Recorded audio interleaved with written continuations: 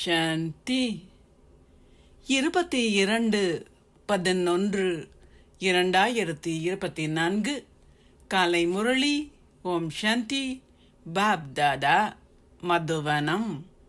சாராம்சம்.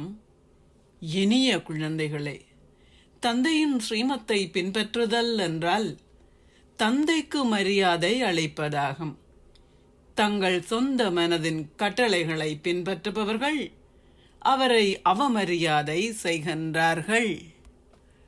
கேள்வி: வீட்டில் குடும்பத்துடன் வாழ்பவர்களுக்கு எவ்விடயத்தில் பாபா ஆட்சேபனை தெரிவிப்பதில்லை, ஆனால் அவர்களுக்கு எவ்வழிகாட்டல்களை கொடுக்கின்றார்? பதில்: பாபா கூறுகின்றார், குழந்தைகளே, அனைவருடனும் தொடர்பை வைத்திருங்கள். நீங்கள் செய்ய வேண்டிய வேலைகள் அனைத்தையும் செய்யலாம். நீங்கள் மக்களின் தொடர்பில் வர வேண்டும். நீங்கள் நிற ஆடையை அணிய வேண்டுமாயின் அணியுங்கள். பாபா இதற்கு ஆட்சேபனை தெரிவிப்பதில்லை.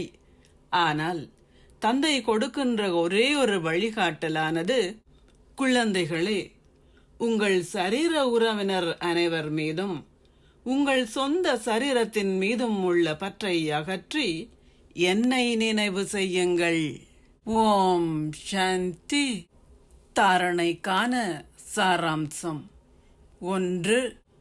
நீங்கள் என்றும் விரக்தியினால் அழக்கூடாது. நீங்கள் உலக அதிபதியாக போகின்றவர்கள் என்பதால் உங்கள் செயற்பாடும் நீங்கள் பேசுகின்ற முறையும் மிகவும் நன்றாக இருக்க வேண்டும் என்பது உங்கள் புத்தியில் இருக்கட்டும். நீங்கள் ஒருபோதும் அழக்கூடாது.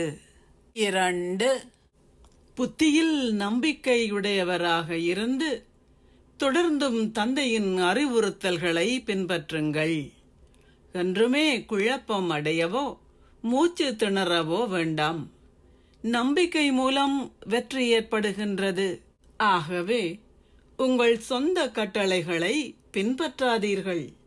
அவை சதங்கள் பெறுமதியானவை மாத்திரமே ஆகும். ஆசீர்வாதம்.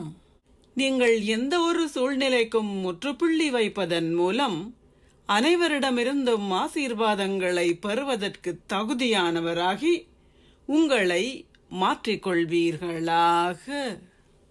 உங்களிடம் புள்ளி ரூபத்தினாலான தந்தையின் விழிப்புணர்வும் புள்ளி ரூபமான ஆத்மாக்களின் விழிப்புணர்வும் இருக்கும்போது உங்களால் கட்டுப்படுத்தும் சக்தியால் எந்த ஒரு சூழ்நிலைக்கும் முற்றுப்புள்ளியிட முடியும்.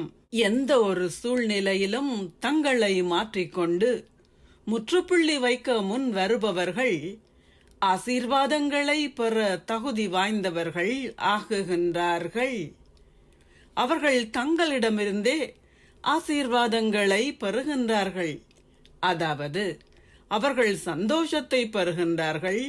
அத்துடன் அவர்கள் தந்தையிடமிருந்தும் பிராமண குடும்பத்திடமிருந்தும் ஆசீர்வாதங்களை பெறுகின்றார்கள்.